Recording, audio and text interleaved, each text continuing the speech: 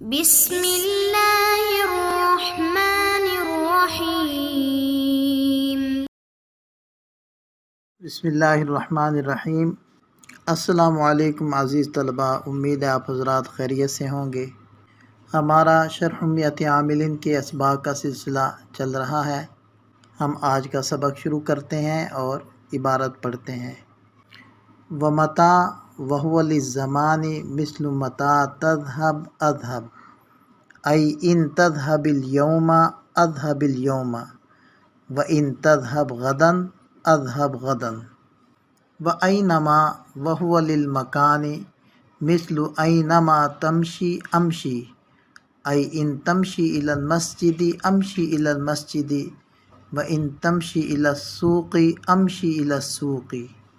وَأَنَّا وَهُوَ أَيْضًا لِلْمَكَانِ مِثْلُ أَنَّا تَكُنْ أَكُنْ، أي إِن تَكُنْ فِي الْبَلْدَةِ أَكُنْ فِي الْبَلْدَةِ، وَإِن تَكُنْ فِي الْبَادِيَةِ أَكُنْ فِي الْبَادِيَةِ۔ وَمَهْمَا وَهُوَ لِلزَّمَانِ مِثْلُ مَهْمَا تَذْهَبْ أَذْهَبْ، أي إِن تَذْهَبِ الْيَوْمَ أَذْهَبِ الْيَوْمَ، وَإِن تَذْهَبْ غَدًا أَذْهَبْ غَدًا۔ اب ترکیب دیکھ لیں۔ متا مبتدا ہے اور اس کی خبر مقدم ہم منہا نکال لیں گے۔ مبتدا خبر سے مل کر جملہ اسمیہ خبریہ ہو جائے گا۔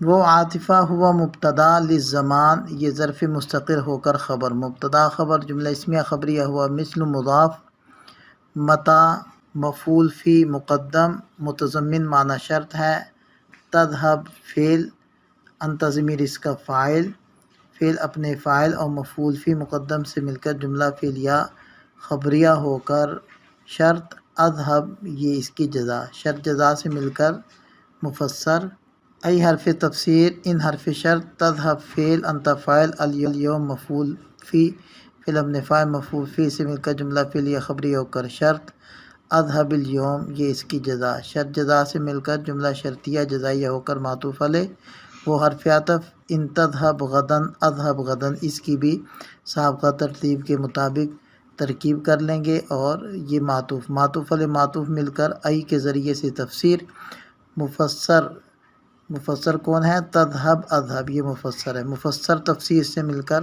مثل کا مضاف الیہ ہو کر مثال ہو کی خبر، اور یہ جملہ اسمیہ خبریہ ہو جائے گا۔ وہ عاطفہ اینما مبتدا ہے، منہا اس کی خبر مقدم محذوف جملہ اسمیہ خبریہ ہوا۔ وہ عاطفہ ہوا مبتدا جو راجع ہے اینما کی طرف، للمکان ظرف مستقر ہو کر اس کی خبر، یہ جملہ اسمیہ خبریہ ہوا۔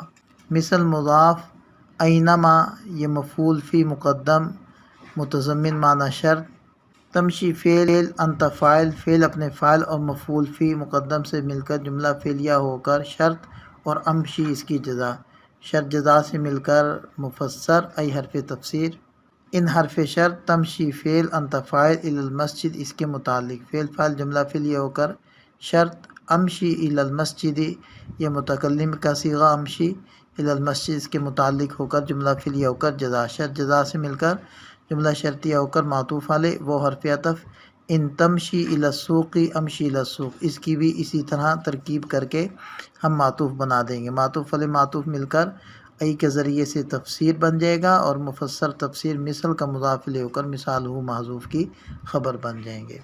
وہ عاطفہ انا مبتدا ہے، منہا خبر مقدم یہ جملہ اسمیہ خبریہ ہوا۔ وہ عاطفہ ہوا مبتدا، للمکان ظرف مستقر ہو کر اس کی خبر، یہ جملہ اسمیہ خبریہ ہو جائے گا۔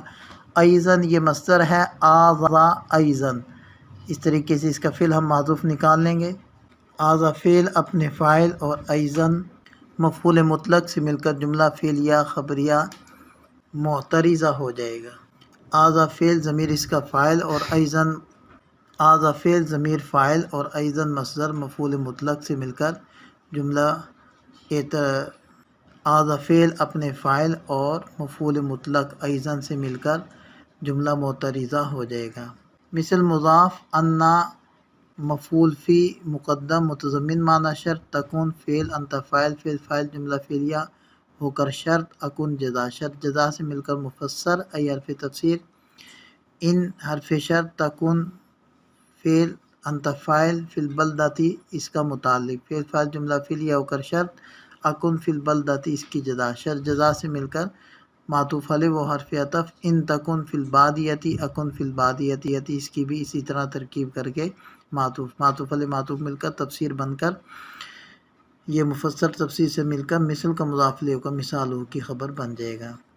اگلے حصے کی بھی اسی طرح ترکیب ہے، مہما اس کا ہم مفعول، اگلے حصے کی بھی اسی طرح ترکیب ہے کہ مہما کی خبر مقدم انہام نکال لیں گے، وہ مبتدا للزمان اس کی خبر، مثل مضاف، مہما تذهب اذهب یہ جملہ مفسر ہے، ای حرف تفسیر، ان تذهب اليوم اذهب اليوم یہ شرط جزا سے مل کر معطوف علیہ، اور اگلا جملہ ان تذهب غدا اذهب غدا یہ معطوف علیہ معطوف مل کر تفسیر، مفسر تفسیر، مثل کا مضاف الیہ ہو کر مثال ہو کی خبر۔ یہ چونکہ ساری ترکیبیں آپس میں ملتی جلتی ہیں اس وجہ سے ہم نے یہ ترکیب چھوڑ دی ہے۔ اب ترجمہ دیکھ لیں، متا زمانہ کے لیے آتا ہے، جیسے متا تذهب اذهب جب تو جائے گا تب ہی میں جاؤں گا، یعنی تو اگر آج جائے گا تو میں بھی آج جاؤں گا، اور اگر کل جائے گا تو میں بھی کل جاؤں گا۔